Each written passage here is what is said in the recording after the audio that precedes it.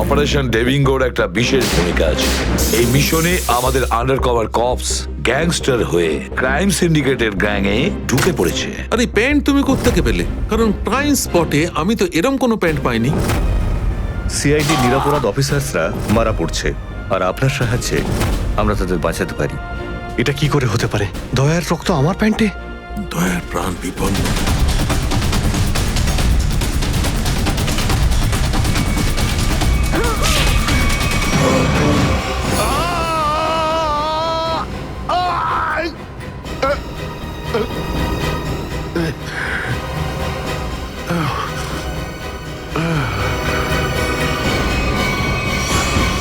Sir, শহরে যত toll plaza রয়েছে সব জায়গায় খোঁজ নিয়েছি।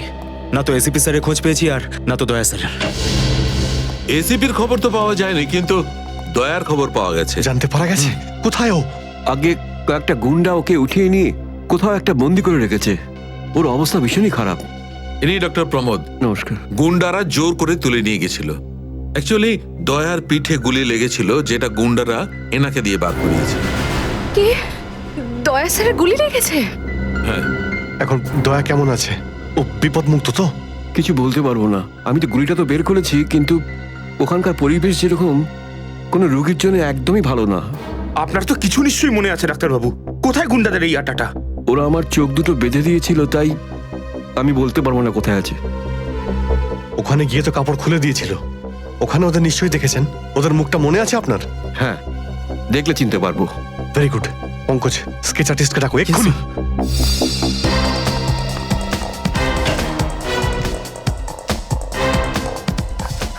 অভিজিৎ, ওই আমি তোমার সাথে।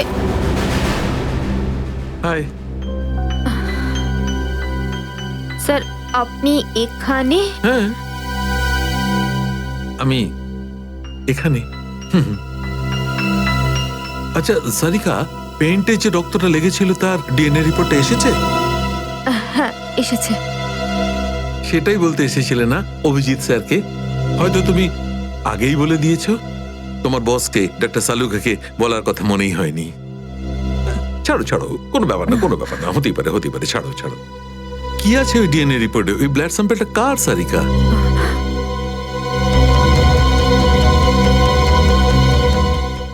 দয়া স্যারের। দয়ার? দয়ার? আচ্ছা, ওই প্যান্ট যার উপর এই রক্তটা লেগেছিল, ওই সেই প্যান্টটা কার?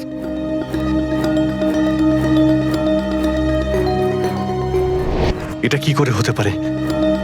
দয়ার রক্ত আমার প্যান্টে? অভিজিতের। এত দূর যখন চলেই এসেছো, তোমাকে কি এমনি এমনি চলে যেতে দেবো আমি? বারে বাহ, দেখেই বলে গঙ্গা জলে গঙ্গা পুজো করা। কেতন, খুব জল তেষ্টা পেয়েছে, ডাবের জল খাই না, চলো না। দাঁড়া আসছি। কেতন, আরে না না না, কেন? ছাড়ো। চলো না প্লিজ। কেতন, কেতন।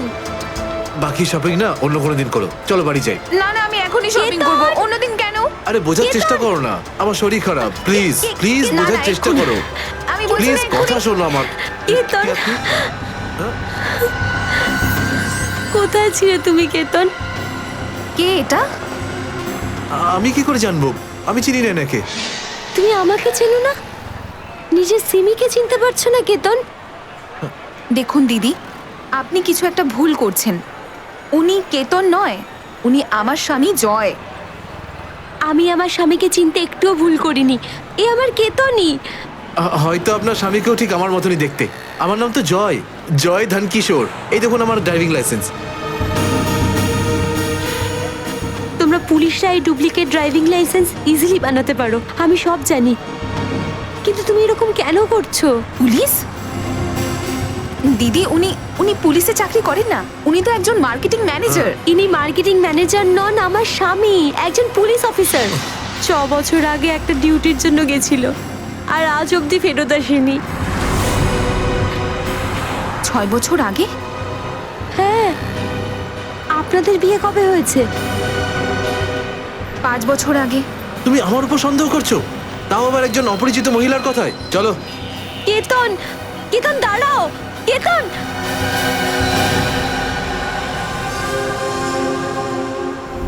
অভিজিতের প্যান্টের ওপর দয়ার রক্ত। তিনবার টেস্ট করিয়েছি, কিন্তু ফলাফল ওই। আর সেই কারণে তুমি প্যান্টটা চুপচাপ সারিকাকে দিয়ে দিয়েছিলে, কারণ তুমি জানতে ওই প্যান্টে দয়ার রক্ত লেগে আছে। যদি আমি জানতাম যে আমার প্যান্টে দয়ার রক্ত লেগে আছে, তাহলে সেটা আমি টেস্ট করার জন্য কেন দেব?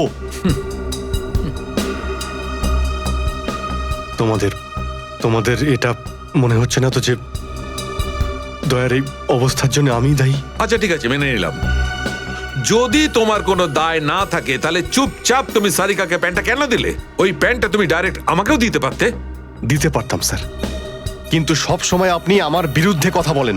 আমাকে ছোট করার কোনো সুযোগই আপনি ছাড়েন না। এই জন্য ওই প্যান্টটা আমি আপনাকে দিইনি।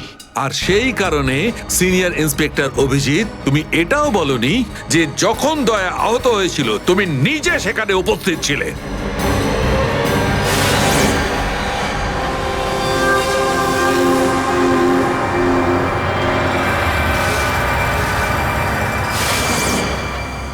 বলে দিতাম, যদি আমার মনে থাকতো।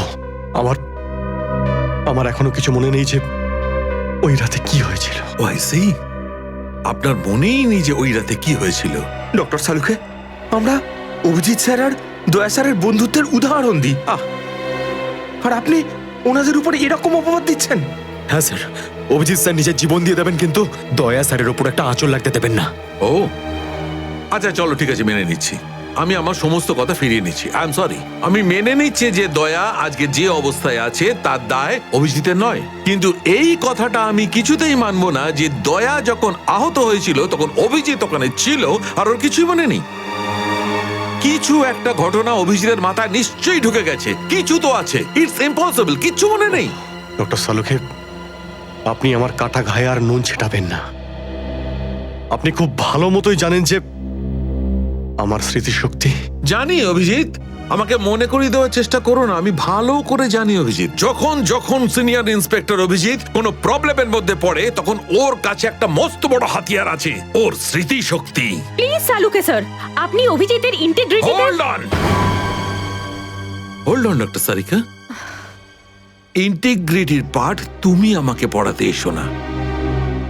তুমি সিআইডির সবচেয়ে বড় নিয়ম ভেঙেছো, আমাদের কাছ থেকে এইরকম একটা বড় প্রমাণ লুকানোর। আন্ডারস্ট্যান্ড? ইন্টিগ্রিটি। স্যার, ওই দিন রাতের এমন কোনো কথা যেটা আপনার মনে আছে? যাই হোক,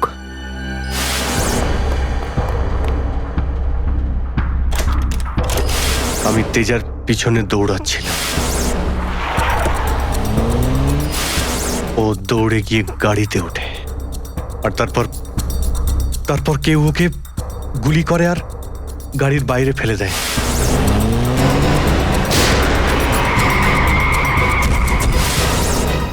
যখন আমি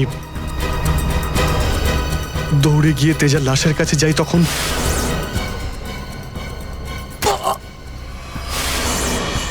কেউ আমার ঘাড়ের কাছে কিছু একটা সূচের মতো। তারপর আমি অজ্ঞান হয়ে যাই।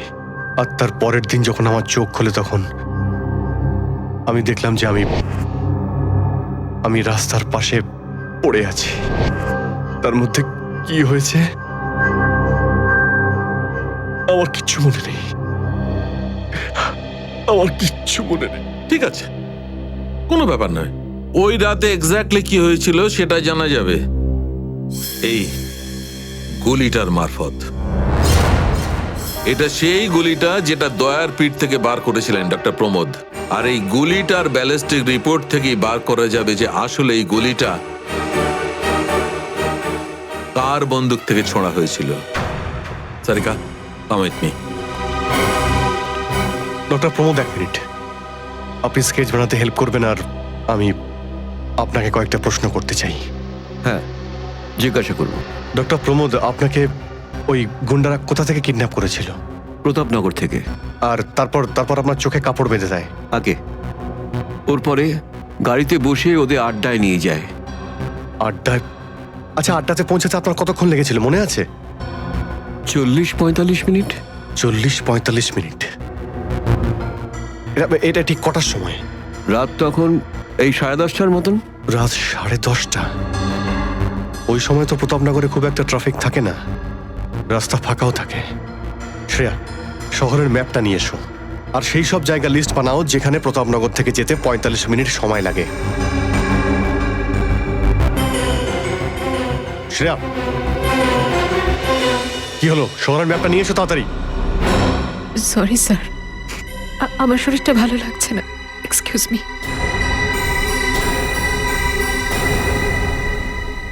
I can't believe this Maya, তুমি নিজের স্বামীর কথা বিশ্বাস করছো না, একজন অপরিচিত মহিলার কথা বিশ্বাস করছো তুমি। একটা মেয়ে অন্য একটা মেয়ের চোখের দিকে তাকালেই বুঝতে পারে যে সে সত্যি বলছে না মিথ্যে। আর ওর চোখে সত্যিটা ছিল, ওর চোখে জল মিথ্যে বলছিল না। মায়া, মায়া তুমি ওর কথায় বিশ্বাস করছো চোখের জল দেখে, আর তুমি আমাকে সন্দেহ করছো। সত্যিটা বলো, বলো সত্যি করে যে কতগুলো বউ আছে তোমার, বলো আমাকে জয়। আরে আমি তো একটা সামলাতে পারছি না, আবার অন্য কোথায় আনবো? সে তো তোমার কপাল ভালো যে মার্কেটে আজ তোমার সত্যিটা জানতে পারলাম, না হলে সারা মায়া- জীবন আমি এটাই ভেবে যেতাম যে তুমি আমাকে ভালোবাসো। হ্যাঁ মায়া, এটা সত্যি যে আমি শুধুমাত্র তোমাকেই ভালোবাসি মায়া। তাহলে বলছো না কেন নিজের ব্যাপারে সত্যিটা? নিজের অতীতের ব্যাপারে কেন বলো না আমাকে কিছু? মায়া তুমি তো সব জানো আমার সম্পর্কে, যে আমার কেউ নেই কোনোদিন, আর তুমি ছাড়া আমার কে আছে বলো? আর তোমার কাজ? তুমি পুলিশে আছো নাকি মার্কেটিং ম্যানেজার? মার্কেটিং মায়া। সব মিথ্যে। আমি তোমার অফিসে যেতে চাই। আমি কিছু জানি না, আমি তোমার অফিসে যেতে ঠিক চাই। আছে, ঠিক আছে, অফিস যেতে চাও? আমি সামনের সপ্তাহে তোমাকে আমার অফিসে নিয়ে যাবো, খুশি? কেন? পরের সপ্তাহে কেন? হ্যাঁ, কালকে কেন নয়? হ্যাঁ, বরং আমি তো বলবো যে কাল নয়, আজই যেতে চাই আমি তোমার মায়া অফিসে। মায়া মায়া, সন্দেহের একটা লিমিট থাকে মায়া।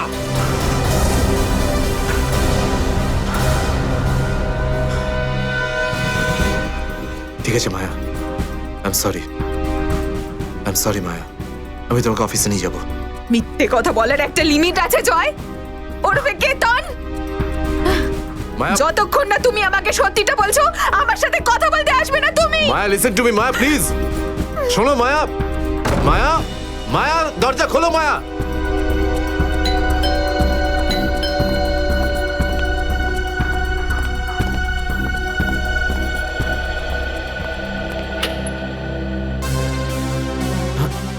আপনি?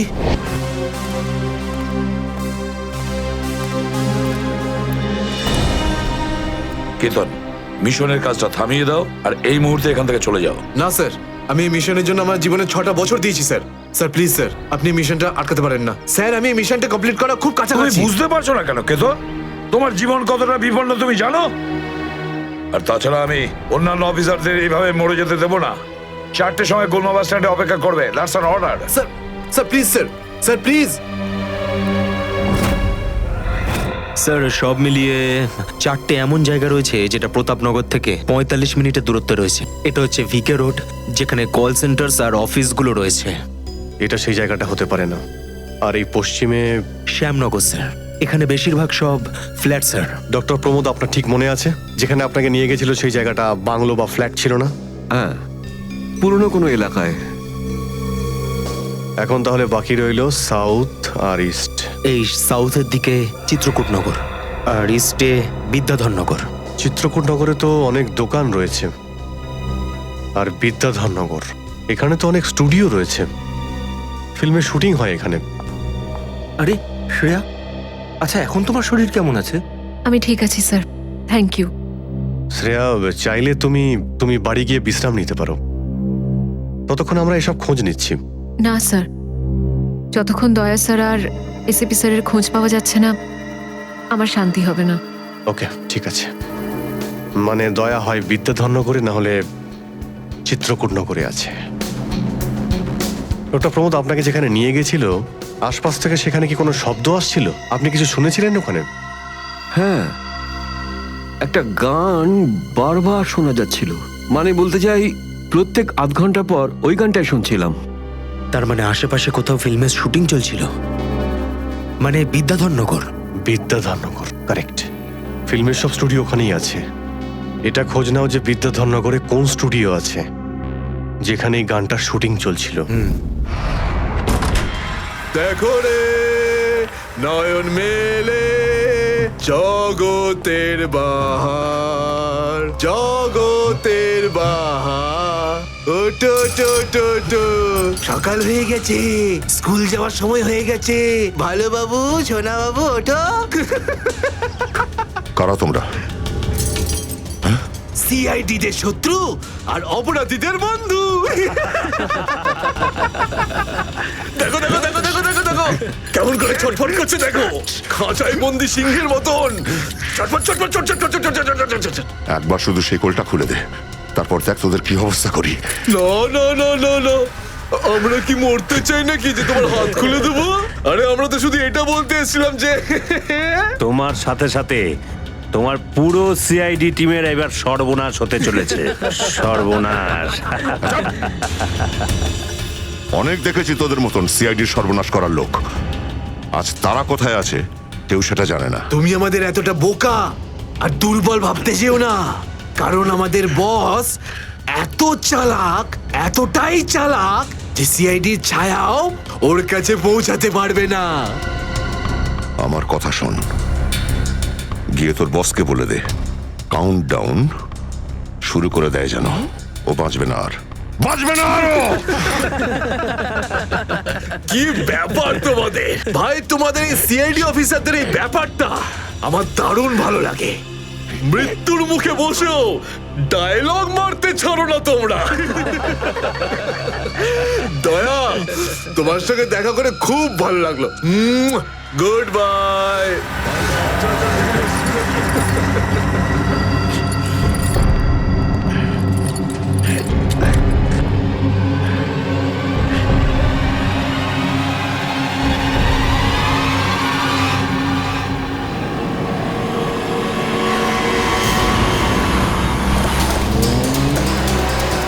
সেদিন দেখা হয়েছিল গানটার শুটিং এই স্টুডিওতেই চলছিল, তাই তো? হ্যাঁ স্যার, এটাই সেটা, বিরাট স্টুডিও। দয়াকে এখানেই হয়তো কোথাও রেখেছে।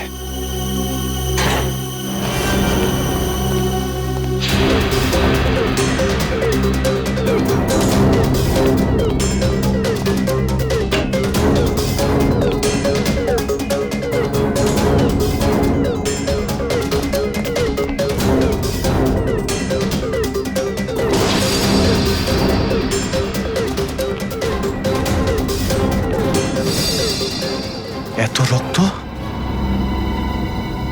তার মানে স্যার, দয়া স্যার এখানেই ছিলেন? এই শিকল দিয়ে বেঁধে রেখেছিল আমার বন্ধু দয়াকে। একবার যদি আমি এদের পাই না। স্যার, এই চায়ের কাপটা পেলাম, চা এখনো গরম রয়েছে। চা গরম আছে, তার মানে হলো ওরা এখান থেকে বেশি দূর যায়নি।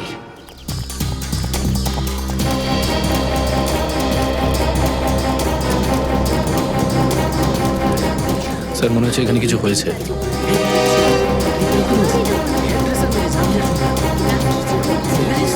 সরে যান প্লিজ, সরে যান, সাইড দিন। আমরা সিআইডি থেকে এসেছি।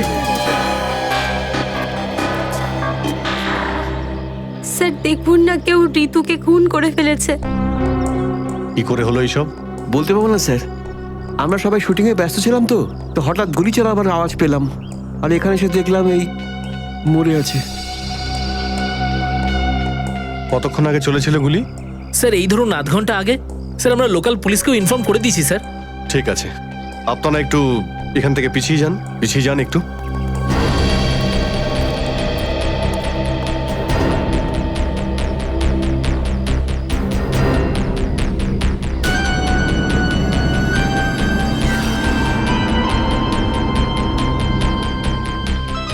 গুলি বেরিয়ে গেছে মাথা থেকে। গুলি লাগা 2 সেকেন্ডের মধ্যেই বেচারি মারা গেছে। গুলি লাগার পরেই এফোড় ওপড় হয়ে গেছে। একটু চেক করো আশেপাশে, দেখো গুলি এই ডিরেকশনে কোথাও পাও কিনা।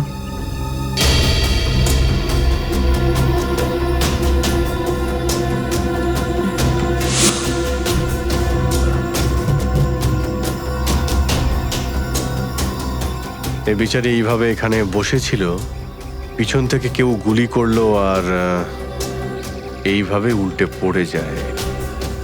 আর এই আঘাত, এটা আবার কি ব্যাপার?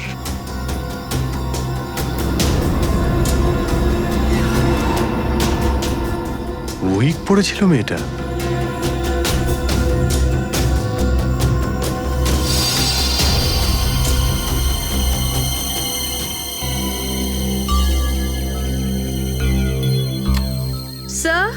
হ্যাঁ পুরবি, গুলি পেয়ে গেছি। রাইফেলের গুলি মনে হচ্ছে। রেখে দাও এটাকে। আচ্ছা, কি উইক পড়তো? একদমই না স্যার, ও আসলে আমার হেয়ার ড্রেসার ছিল, আর আমার উইগস আর সব কিছু ওই রাখতো। যে উইগটা ও পরেছে না, সেটা আমার নেক্সট সিনের জন্য লাগতো। ঋতু আপনার উইক পড়েছিল? হ্যাঁ স্যার। সুশান্ত, বুঝতে পারলে? যখন ঋতুকে গুলি করা হয় তখন খুনি ওর মুখটা দেখেনি, গুলি পিছন থেকে চালিয়েছিল। আর যখন ঋতুর গুলিটা লেগেছিল তখন ও ওনার উইক পড়েছিল। মানে গুলিতে ঋতুর নয়, আপনার নাম লেখা ছিল। কি? হ্যাঁ, আপনাকে কেউ মারতে চায়। এই দেখো, 0.33 ক্যালিবারের বুলেট এটা, যেটা দিয়ে ঋতুকে মারা হয়েছে, যেটা শুধুমাত্র স্নাইপার রাইফেল দিয়েই ছোঁড়া যায়। তাহলে সালুখে স্যার, এই ওর মাথাতে দুটো লাল রঙের চিহ্ন কিসে? এই লাল চিহ্ন দুটো এন্ট্রি আর এক্সিট উন্ড। ঋতুর মাথার মধ্যে গুলি এই দিক দিয়ে ঢুকেছে আর এইখান দিয়ে বেরিয়ে গেছে। এই এক্সিট বোন এন্ট্রি বোন থেকে প্রায় হাফ ইঞ্চি নিচে, মানে গুলি উপর থেকে নিচে চালানো হয়েছিল। আগে হ্যাঁ, গুলিটা ঋতুর মাথায় এইখান দিয়ে ঢুকেছিল আর এইখান দিয়ে বেরিয়ে এসে সোজা ভ্যানিটি ভ্যানের ফুটবোর্ডে এসে আটকে গেছে। আর আমাদের ক্যালকুলেশনের হিসেবে গুলিটা চালানো হয়েছে এদিক থেকে, এইভাবে। গুলিটা প্রায় 2-3 তলার ওপর থেকে ছোঁড়া হয়েছে। অনেক কিছু জানতে পেরে গেছেন স্যার আপনি। হ্যাঁ, ঋতুর কেসে তো আমি অনেকটাই জানতে পেরে গেছি।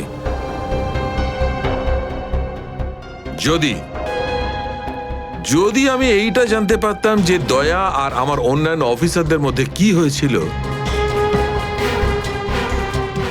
কিন্তু আফসোস, যে লোকটি এই কথাটা বলতে পারতো সে বলতেই চাইছে না। আপনি কি বলতে চাইছেন যে আমি কি বলছি না? মনে থাকলে তো বলবো। আপনি সবসময় আমার বিরুদ্ধে বাজে অভিযোগ করেন। না অভিজিৎ, সালুকে কারোর ওপর কখনো বাজে অভিযোগ করে না। ডক্টর সালুকে প্লিজ, আপনি কি please? Please sir, Saluke sir please, আমরা কি এখন শুধুমাত্র ঋতুর কেসটা নিয়ে কথা বলতে পারি? ঋতুর কেসে আমি যতটা জানতে পেরেছি আমি সবটাই বলে দিয়েছি। ব্যাস, এখন আমার অপেক্ষা শুধুমাত্র একটা প্রমাণের জন্য, যা দিয়ে আমি জানতে পারবো দয়ার সঙ্গে কি ঘটেছিল। That's it. দেখলে, এই জন্য আমি তোমাকে বলেছিলাম যে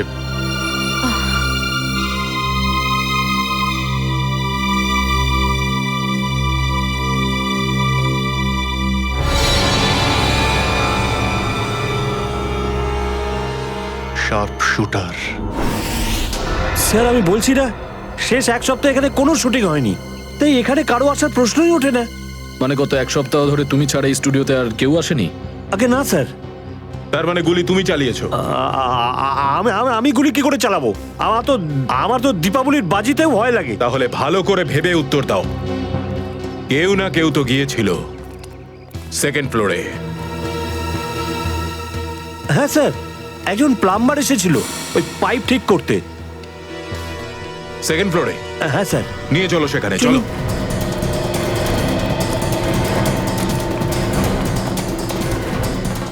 কোন দিকে? এই দিকে।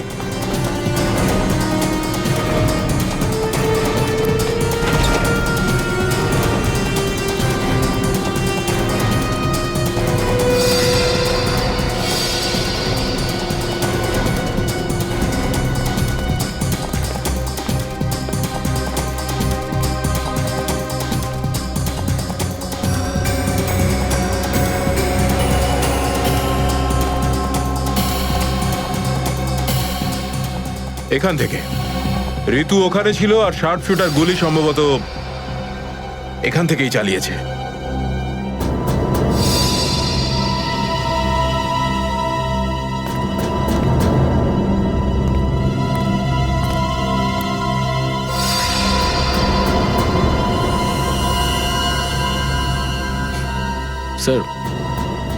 স্যার, লাবণ্যকে গুলি করা হয়েছিল। এই হলো ওই গুলিটার শেল। তুমি? স্যার, স্যার এতে আমার কোনো দোষ নেই স্যার। স্যার প্লিজ আমার বিরুদ্ধে কোনো কমপ্লেন করবেন না, আমার চাকরি চলে যাবে, প্লিজ প্লিজ। ভয় পেও না। আচ্ছা আমাকে এটা বলো, ওই প্লাম্বারের মুখটা দেখেছিলে তুমি? স্কেচ বানাতে পারবে? স্যার আসলে কি বলুন তো, আমি না চশমা ছাড়া কিছু দেখতে পাই না। আর ও যখন এসেছিল তখন আমার চশমা কোথাও হারিয়ে গিয়েছিল, আর আমি চশমাটাই খুঁজছিলাম। এই লাবণ্যর কোনো না কোনো শত্রু তো নিশ্চয়ই আছে, নইলে কেউ ওকে মারার চেষ্টা কেন করবে? এই লাবণ্য টিকুজি বের করেছি স্যার, ওর কারোর সাথে কোনো শত্রুতা ছিল না। হ্যাঁ স্যার, ফ্লপ হচ্ছিল ওর সব ফিল্ম। তাহলে এরকমও হতে পারে না যে অন্য কোনো অভিনেত্রী হিংসা বা ঈর্ষার কারণে ওকে মারার চেষ্টা করে থাকবে। লাবণ্য খুব বড় লোক নয় যে টাকা পয়সার জন্য ওর উপরে কেউ হামলা করবে।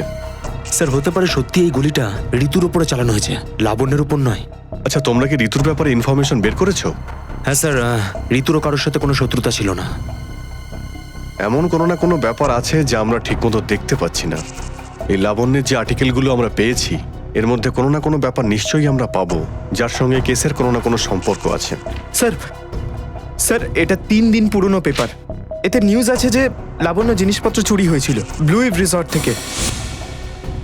লাবণ্যের জিনিসপত্র চুরি হয়েছিল ব্লু ইভ রিসর্ট থেকে?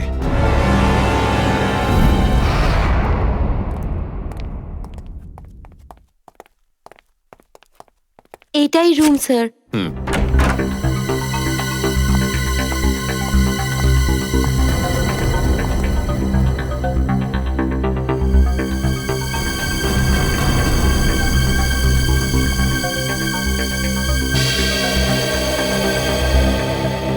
এই ঘর থেকেই আপনার জিনিসপত্র চুরি হয়েছিল? একদমই তাই স্যার, কিন্তু খুব একটা দরকারি জিনিস ছিল না, এই এমনি 1,500-2,000 টাকা আর নকল জুয়েলারি। আর পুলিশ কোনো সূত্র পায়নি এখান থেকে? না স্যার। কিন্তু চোর এখানে আসলো কি করে? জানলা দিয়ে, এসির জায়গা দিয়ে নাকি? স্যার দরজা থেকে এসেছিল। পুলিশের কথা অনুযায়ী ও চাবির ব্যবহার করেছিল ঘরটা খুলতে। আর এই ঘরের চাবিটা কার কার কাছে ছিল? একটা আমার কাছে আর একটা এদের কাছে। ও মানে হোটেলের কোনো ভেতরের লোকের কাজও হতে পারে। ম্যাডাম আপনি এসব কি বলছেন? 15 বছর পুরনো আমাদের হোটেল, আমরা খুব সৎভাবে কাজ করে এখানে গুডউইল বানিয়েছি, আর আমাদের হোটেলের কোনো লোক এটা করতে পারে না। হয় এই কাজটা কোনো হোটেলের ভেতরের লোকই করেছে, অথবা কোনো বাইরের লোক এই চাবি চুরি করে চাবি ডুপ্লিকেট বানিয়ে নিয়েছে। আর এই দুটো সিচুয়েশনেই তোমাদের হোটেল দায়ী, বুঝলে কিছু? ছেড়ে দিন না স্যার, এই ছোটখাটো চুরির জন্য কেন ওদের ডিস্টার্ব করছেন? লাবণ্য দেবী, এই জিজ্ঞাসাবাদ আমরা আপনার জিনিসপত্রের জন্য করছি না, বরং এটা তাকে ধরার জন্য করছি যে আপনাকে মারতে চাইছে। কারণ আমাদের মনে হয় যে এই চুরির সম্পর্কের সাথে আপনার উপর প্রাণঘাতী হামলার সাথে থেকে থাকতে পারে। সেই কারণে একটু ঠিক করে মনে করে বলুন, আর কোনো বিশেষ জিনিস বা কোনো দামি জিনিস যেটা চুরি হয়েছে? হ্যাঁ, আমার তো না, কিন্তু আমার হেয়ার ড্রেসার ঋতুর জিনিস চুরি হয়েছিল। আর তারপর ওর হঠাৎ করে মুড অফ হয়ে গেছিল আর ও খুব কাঁদছিল। এমন কি জিনিস চুরি হয়েছিল ওর? একটা অদ্ভুত শোপিস ছিল। শোপিস?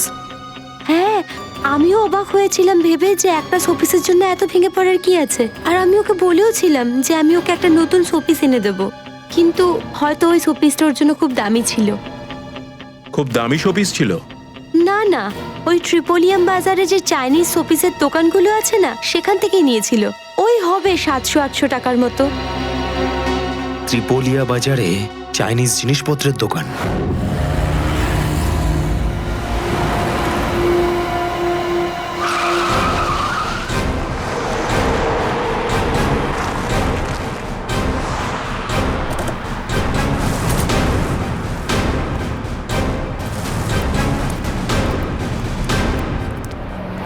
সিআইডি।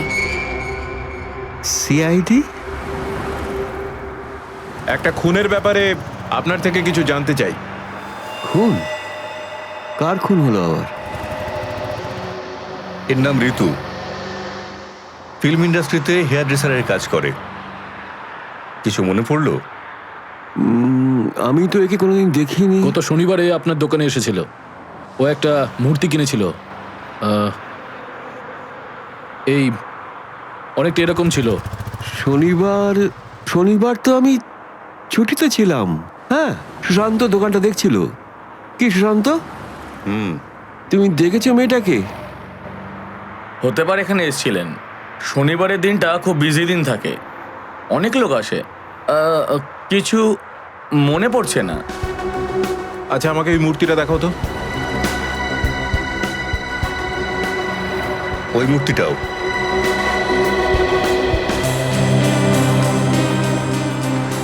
এরকম আর কটা পিস আছে আপনার দোকানে?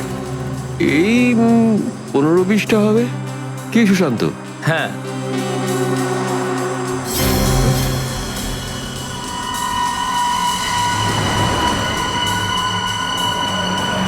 ওখানে ওই দুটো বক্সে ক্রস চিহ্ন দেওয়া কেন? আরে আরে ওটা তো ডিফেক্টিভ পিস, এগুলো ফ্যাক্টরিতে রিটার্ন যাবে, আপনার কোনো কাজে আসবে না। সেটা এক্ষুনি জানতে পারা যাবে। দেখাও ওটাকে, দেখাও।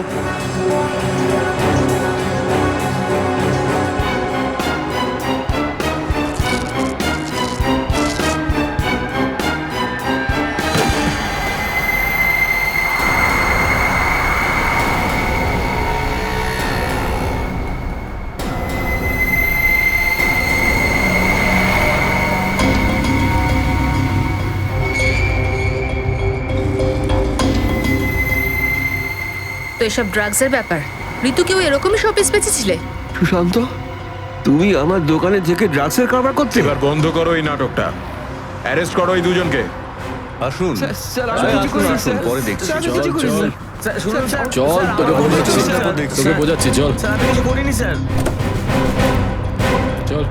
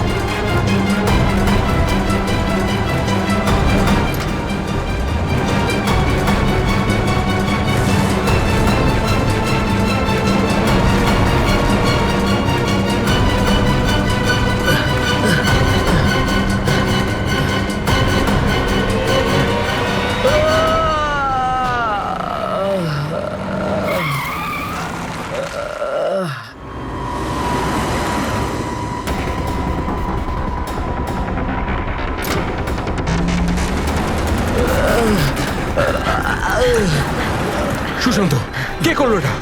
বলো সুশান্ত, উত্তর দাও। হ্যাঁ বলো, বলো সুশান্ত, কে করলো এটা? সুশান্ত,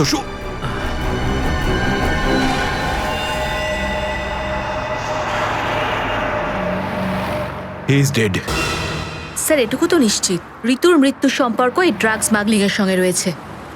হ্যাঁ পুরবি, কিন্তু এই ড্রাগসের র্যাকেটের পিছনে কারা আছে?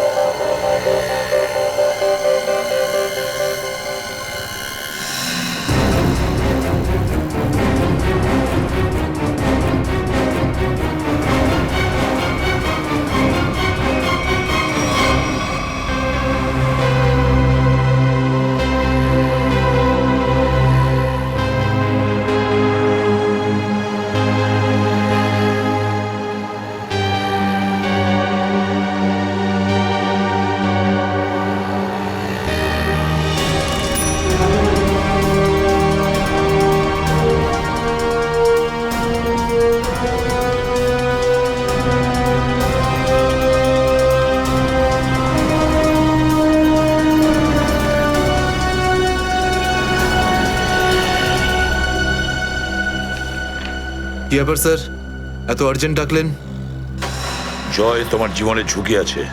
তোমাদের মতন অফিসারদের ব্যাপারে ওরা জেনে গেছে, আর ওরা একের পর এক মেরে ফেলছে। এটা কি করে হতে পারে স্যার? আমাদের ব্যাপারে কে কাকে কি বলবে? সেটাই তো বুঝে উঠতে পারছি না। সেটারই তো খোঁজ নিতে হবে। তুমি একটা কাজ করো, এটার মধ্যে ভোপাল যাওয়ার টিকিট আর 10,000 টাকা রয়েছে। তাড়াতাড়ি এখান থেকে চলে যাও। যাও, তাড়াতাড়ি বেরিয়ে পড়ো। জয়, জয়, কি হয়েছে? জয়, জয়,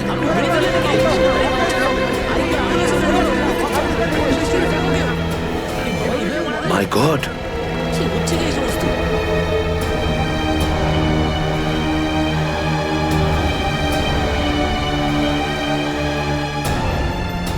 আরো একজন আন্ডার কভার কপ মারা গেল, আরো একজন সিআইডি অফিসার মারা গেল, কিন্তু আমি ওকে বাঁচাতে পারলাম না।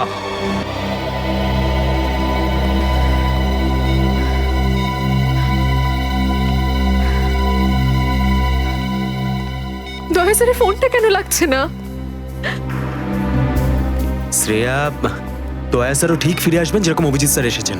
স্যার কিভাবে ফিরে আসবেন? আমরা তো এটাও জানি না যে দয়া স্যার কোথায় আছেন। স্যার, নাইবা দয়া স্যারের খোঁজ পাওয়া যাচ্ছে, নাইবা এসিপি স্যারের। শ্রেয়া ওনারা সিআইডি অফিসার, এরকম অনেক সমস্যার সম্মুখীন হয়েছেন। যেখানেই থাকুক না কেন নিশ্চয়ই ভালো থাকবেন ওনারা। স্যার, আপনি এমনটা কিভাবে বলতে পারেন? আপনি রক্ত দেখেছিলেন তো? কতটা রক্ত পড়েছিল বলুন তো ওখানে? আর ওই গুলিটা, যে গুলিটা দয়া স্যারের শরীর থেকে বেরিয়েছিল। হ্যাঁ শ্রেয়া, আমি সবকিছু দেখেছি, কিন্তু তার মানে এটা তো নয় যে সিআইডি অফিসাররা মারা যান না। স্যার, হ্যাঁ স্যার, আপনি ঠিক আছেন তো? স্যার, কাল থেকে আপনাকে ফোনে পাচ্ছিলাম না। হ্যাঁ, আমি একটা জরুরি কাজে ব্যস্ত ছিলাম। এমন একটা টপ সিক্রেট কাজ ছিল, কাউকে বলতে পারিনি, এমনকি তোমাদেরও নয়। স্যার, কি? স্যার, দয়া স্যারের কোনো খোঁজ পাওয়া যাচ্ছে না। দয়া স্যারের কোনো খোঁজ পাচ্ছ না মানে? স্যার, দয়া স্যার নিখোঁজ। কিন্তু গেল কোথায় ও? জানি না স্যার, ওনার ফোনটাও লাগছে না। আর ওনার গায়ে গুলিও লেগেছে। দয়ার গায়ে গুলি লেগেছে? এক মিনিট, এই ব্যাপারটা তোমরা জানলে কি করে? স্যার, সালুকে স্যার বলছিলেন যে দয়া স্যারের বডি থেকে একটা ডক্টর গুলি বের করেছেন আর চুপ করে নিয়ে এসে ওনাকে দিয়েছেন। দয়ার বডি থেকে গুলি বের করে সেটা শালুকে পাঠানো হয়েছে? অভিজিৎ, অভিজিৎ কোথায়? স্যার, অভিজিৎ স্যারও নিখোঁজ ছিলেন, 3 ঘন্টা আগেই ফিরে এসেছেন। আর তার থেকে বড় কথা স্যার, অভিজিৎ স্যারের প্যান্টে দয়া স্যারের রক্ত লেগেছিল।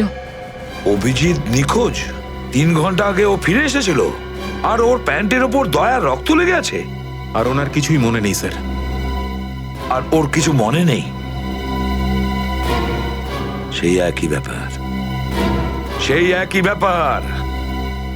অভিজিৎ যখনই কোনো মুশকিলে পড়ে ওর স্মৃতিশক্তি লোপ পেয়ে যায়। এসব কি হচ্ছে সিআইডির মধ্যে? আমাদের তিনজন আন্ডার কভার অফিসার মারা গেছে। ওই অফিসারদের ব্যাপারে আমি ছাড়া আর কেউ কিচ্ছু জানতো না, কিন্তু ওদের নাম বাইরে ফ্ল্যাশ হয়ে গেছে। কিভাবে? স্যার, এই কথাটা যদি শুধু আপনি জানতেন তাহলে। সেটাই তো বলছি আমি সচিন, সেটাই তো বুঝে উঠতে পারছি না। এসব কি করে হলো, কিভাবে হলো? এটার একটাই মানে দাঁড়ায় সচিন, আমাদের মধ্যেই কেউ একজন আছে যে আমাদের সঙ্গে বেইমানি করছে, আমাদের সাথে বেইমানি করছে। একজন বেইমান আছে। আর স্যার, একটা কথা আরো, একজন হেয়ার ড্রেসার খুন হয়ে গেছে স্যার। Hair dresser? হ্যাঁ স্যার, শুটিং চলাকালীন ওকে খুন করা হয়েছে। স্যার, মনে হচ্ছে এই খুনটা ড্রাগসের কারণে হয়েছে। আর স্যার, তদন্ত করতে করতে একটা লোক পর্যন্ত পৌঁছেছি, কিন্তু শেষে ও মারা যায়। আর স্যার, ওর পকেট থেকে আমরা এই কাগজটা পেয়েছি। স্যার, এটার উপরে কিছু নাম্বার লেখা রয়েছে। 185637245 183567235। আমার মনে হয় সচিন, এটা কোনো টেলিফোন বা মোবাইলের নাম্বার নয়। এই নাম্বারটা অন্য কিছু, এই নাম্বারটা অন্য কিছুরই হবে। কিন্তু কি, কিসের নাম্বার হতে পারে এটা? হ্যাঁ সালুকে। আরে, এরা তো সব তোমার সঙ্গেই আছে। তোমার অফিসাররা তো তোমাকে খুঁজে খুঁজে হয়রান হয়ে গেল। আমি কোথায় গিয়েছিলাম ওরা জানে। এবার তুমি বলো, এমন কোন কথা আছে যেটা ফোনে বলতে পারোনি? প্রদ্যুমন, এই কথাটা আমরা দুজন আলাদা বলতে পারি না? কেন? এমন কি কথা আছে যে এদের সামনে তুমি বলতে পারছো না? বলতে পারি, কিন্তু ভয় পাচ্ছি। ভয় পাচ্ছি যে যে লোকটাকে এরা হিরো মনে করে, যারা তার মতো হতে চেষ্টা করে, স্বপ্ন দেখে, যাতে ও নিজে এই লোকেদের দৃষ্টিতে পড়ে না যায়। এসব ঘুরিয়ে ফিরিয়ে কথা বন্ধ করো সালুকে। পরিষ্কার করে বলো, আর সবার সামনে বলো। ঠিক আছে, পরিষ্কার করে বলছি, আর আমি সবার সামনে বলছি। কিন্তু যেটা আমি বলবো সেটা শুনে কেউ যেন মনে করো না যে আমি কারোর ওপর বদলা নিচ্ছি বা কারোর সঙ্গে শত্রুতা করছি। ক্রাইম স্পটের ব্যালিস্টিক রিপোর্ট এসে গেছে। কি লেখা আছে রিপোর্টে? প্রথম গুলিটা চলে কালুর ওপর, অভিজিতের বন্দুক থেকে। আমাদের আন্ডার কভার কপের উপরে? আগে হ্যাঁ, শুধু তাই নয়, দ্বিতীয় গুলিটা চালানো হয়েছিল ভিকুর ওপর, দয়ার বন্দুক থেকে। না, এরকম হতে পারে না। অভিজিৎ স্যার আর দয়া স্যার ভিকু আর কালুকে এইভাবে চেয়ারে বেঁধে রেখে গুলি চালাতে পারে না স্যার। ফ্রেডে, ব্যালিস্টিক রিপোর্ট কখনো মিথ্যে কথা বলে না।